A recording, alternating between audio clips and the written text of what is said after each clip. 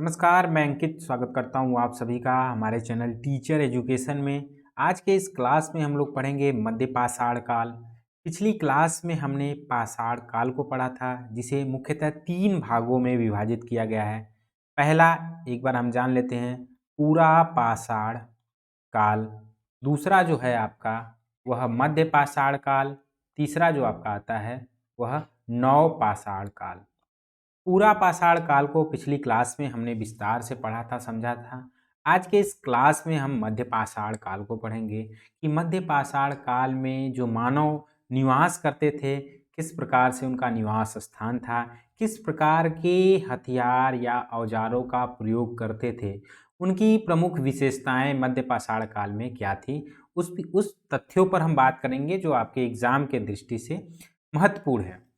वर्तमान में उत्खनन एवं आधुनिक शोध कार्यों से ऐसी सामग्री एवं अवशेष प्राप्त हुए। उत्खनन यानी खुदाई, जब मिट्टी की खुदाई हुई और कुछ आधुनिक शोध कार्य हुए, उन्हीं शोध कार्यों और खुदाई जो उत्खनन हुआ, उन्हीं सामग्री और अवशेष जो प्राप्त हुए, उन्हीं के आधार पर पता चलता है कि पूर्व यानी पूरा पाषाण काल के बाद एक ऐसा युग आया जिसे मध्य पाषाण काल का नाम दिया। तो ये आप सभी लोग जान गए होंगे, ठीक है। फिर आगे हम देखेंगे कि इसकी प्रमुख विशेषताएं क्या है, कैसे मानव अपना जीवन यापन करते थे। मध्य पाषाण काल का मानव कंदराओं में तथा छोटी छोटी पहाड़ियों पर रहता था। यानी मध्य पाषाण काल में जो मानव अपना जीवन यापन करते थे, वे जल स्रोत यानी जो तालाब हैं, जल के स्रोत या नदियाँ, उन्हीं के किनारे जो गुफाएं थी या छोटी छोटी पहाड़ियाँ थी, उन्हीं में वे निवास कर अपना जीवन यापन करते थे। मानव जानवरों का कच्चा मांस खाता था। यानी जिस प्रकार से मानव पूरा पाषाण काल में आदि मानव के रूप में या खाना बदोश के रूप में वह जीवन यापन करता था, उसी प्रकार मध्य पाषाण काल में भी मानव अपना जीवन यापन करता था।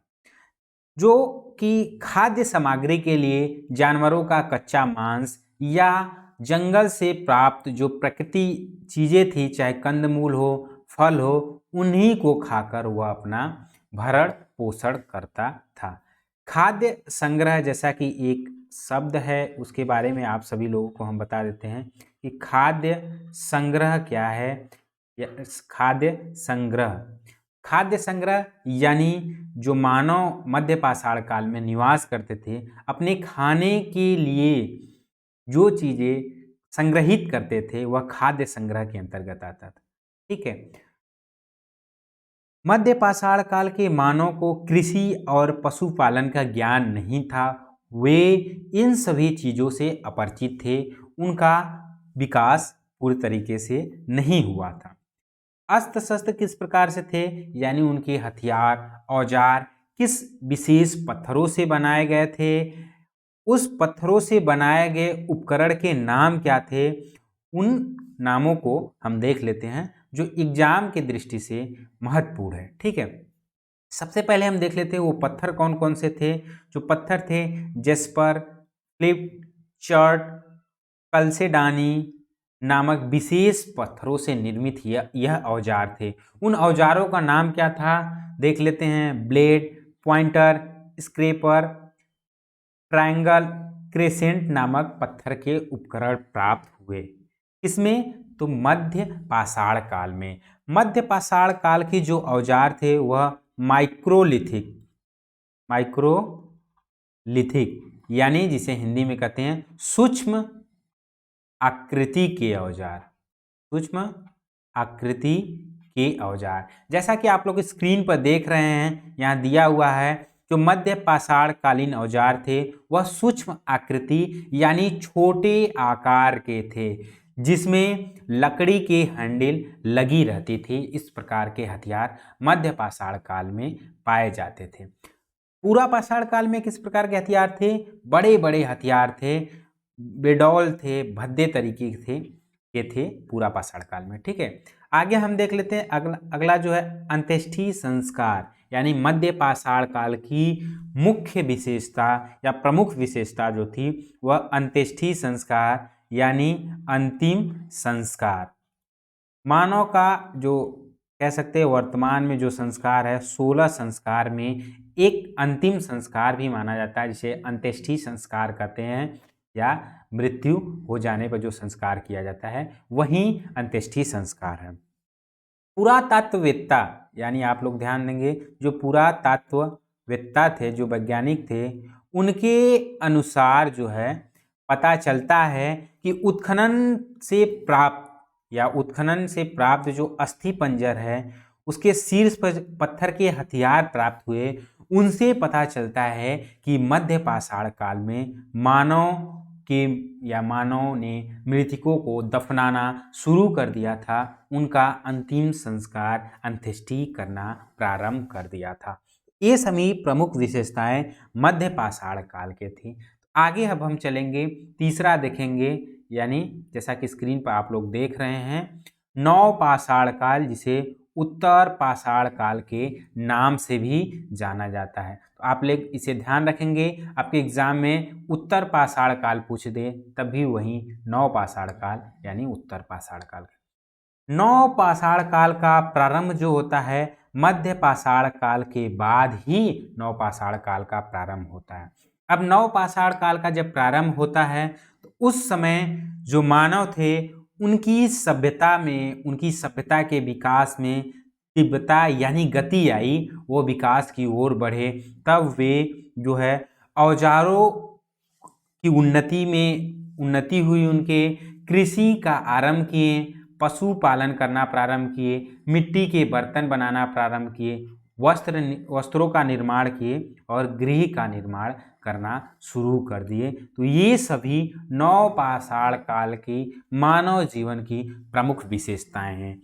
अब उन प्रमुख विशेषताओं को विस्तार से तथ्यों को पढ़ते और समझते हम चलेंगे। औजारों की उन्नति को देखेंगे कि जब मानव नव पाषाण काल में कि मानव जो थे उनके औजारों की उन्नति कैसे हुई, किस प्रकार के औजार थे, कैसे दिखते थे, उन सभी पर हम बात करेंगे।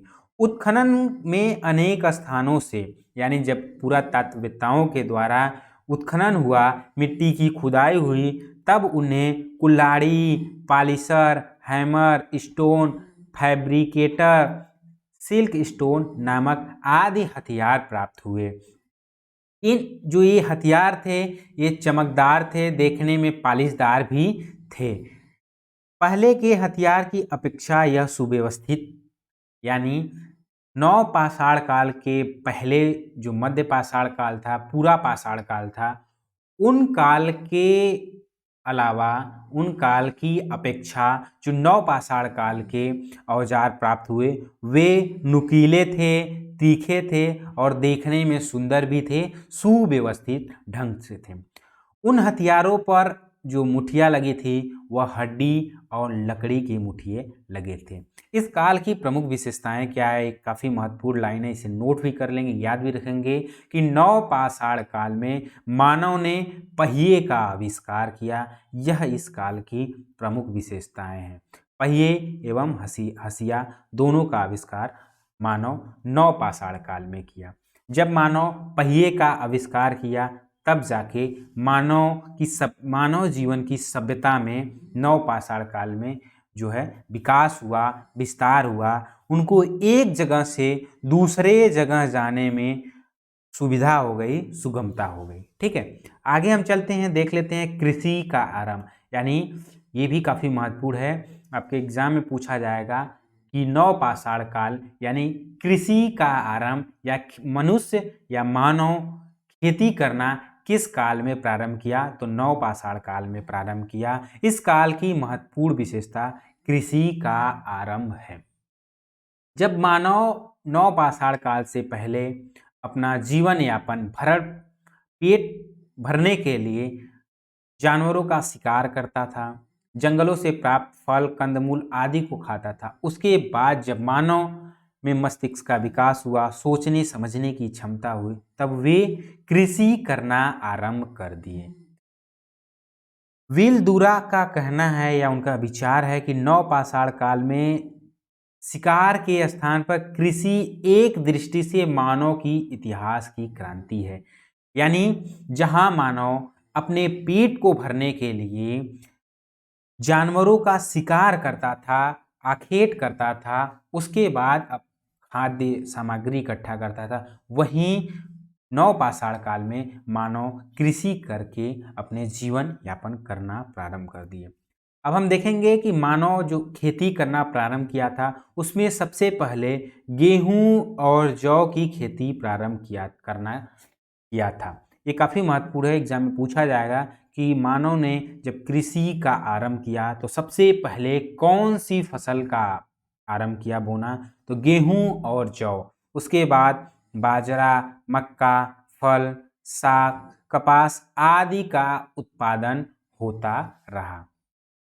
आगे हम चलेंगे, आगे महत्वपूर्ण पॉइंट को देख लेते हैं, पशुपालन।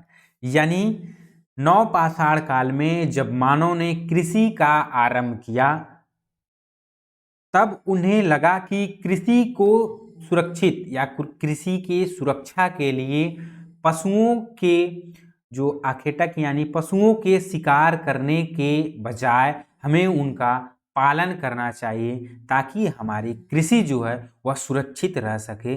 तब उन्होंने पशुओं का जो है पालन करना शुरू कर दिया। ठीक है, सबसे पहला जो मानव नवपाषाण काल में पशु का पालन किया था वह सबसे पहला पशु जो था वह कुत्ता था। ये काफ़ी महत्वपूर्ण है, तो आप लोग ध्यान रखेंगे। नवपाषाण काल में जो पशुपालन मानव ने शुरू किया था उसमें पहला पशु कौन था, तो कुत्ता था। उसके बाद गाय, भैंस, बकरी, घोड़ा, बैल आदि का पालन करना प्रारंभ किया। आगे हम देख लेते हैं मिट्टी के बर्तन का निर्माण। यानी मनुष्य जब नवपाषाण काल में कृषि का आरंभ किया, कृषि करना प्रारंभ किया, तो वे कृषि से प्राप्त फसल को रखने के लिए, संरक्षित करने के लिए उन्हें बर्तनों की आवश्यकता हुई। तब वे जाकर मिट्टी के बर्तन का निर्माण करना प्रारंभ कर दिया, जिसे नवपाषाण काल में मनका या मृद भांड कहा जाता है। मृद भांड के नाम से जाना जाता है। मृद भांड यानी मिट्टी के बर्तन बनाना शुरू कर दिए मनुष्य। ठीक है, आगे हम देख लेते हैं वस्त्र का निर्माण।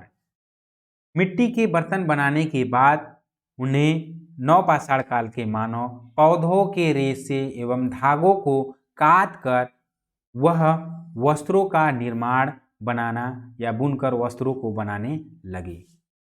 आगे हम देखेंगे गृह निर्माण।